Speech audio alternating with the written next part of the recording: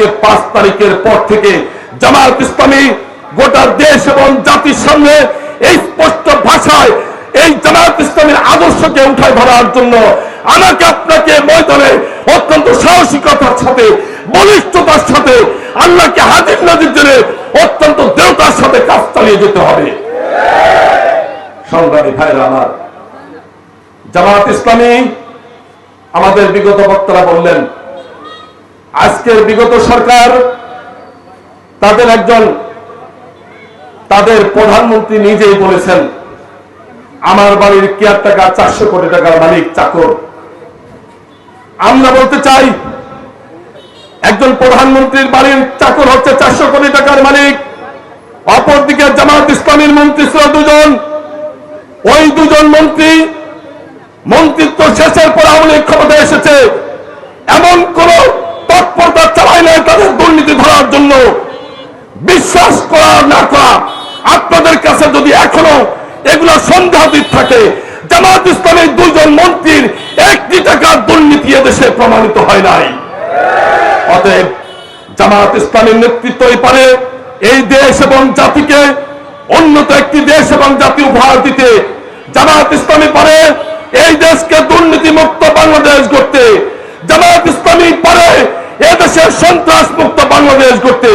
জামায়াত ইসলামী পারে এদেশের সকল মানুষের ভিতরে বৈষম্য দূর করে সাম্প্রদায়িক সম্প্রীতি বজায় রেখে বাংলাদেশ গড়তে।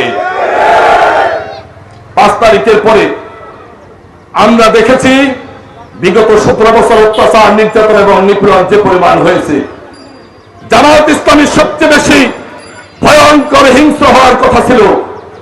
জামায়াত ইসলামী ইসলামী আদর্শ লালন করার ফলে, ইসলামী নীতি নৈতিকতা লালন করার ফলে জামায়াত ইসলামের আমির স্পষ্ট ভাষায় ঘোষণা করেছে আমাদের উপর অত্যাচারিত হয়েছে, আমরা নির্যাতন নিষ্পেষণ করেছে, আমাদেরকে খুন করেছে, শহীদ করেছে। আমরা সমস্ত কিছু আদালতের মাধ্যমে মীমাংসা করতে চাই।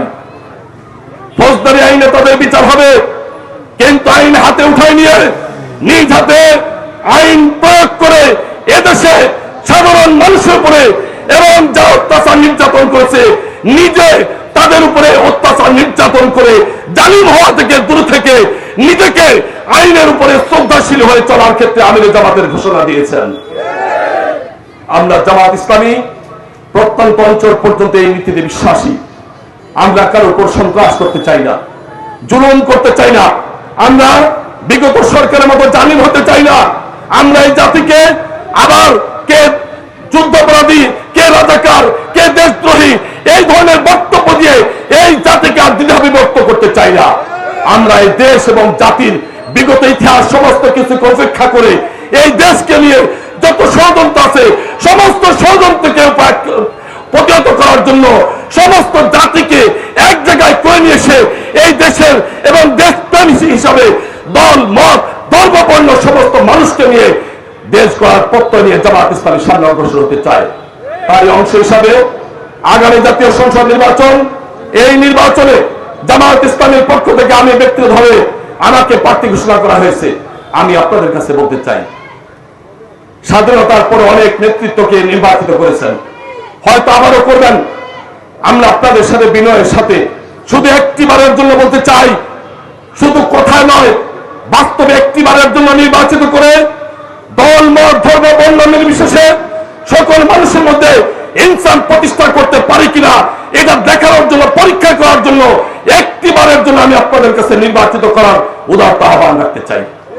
সম্মানিত ভাইরা আমার, আগামী পূজা, সেই পূজার ক্ষেত্রে আমরা বলতে চাই প্রশাসন আমাদের সহযোগিতা চেয়েছে। আমরা দল মত নির্বিশেষে, বিশেষ করে আমরা আমাদের বন্ধু সংগঠন জাতীয়তাবাদী দল বিএনপি 2 দলের সমস্ত নেতা কর্মীদেরকে অতন্ত্র প্রহরীর মতো দায়িত্ব নিয়ে এই বয়গ্রামের প্রতিটি পূজা মণ্ডপে পাহারা দিয়ে তাদের ধর্মীয় উৎসব পালনের সার্বিক সহায়তা আমরা করবো ইনশাআল্লাহ।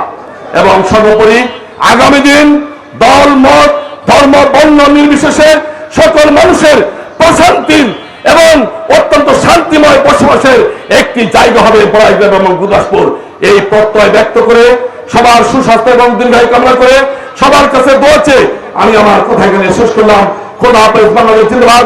বাংলাদেশ জামায়াত ইসলামী জিন্দাবাদ। আসসালামু আলাইকুম ওয়া রাহমাতুল্লাহি ওয়া বারাকাতুহু।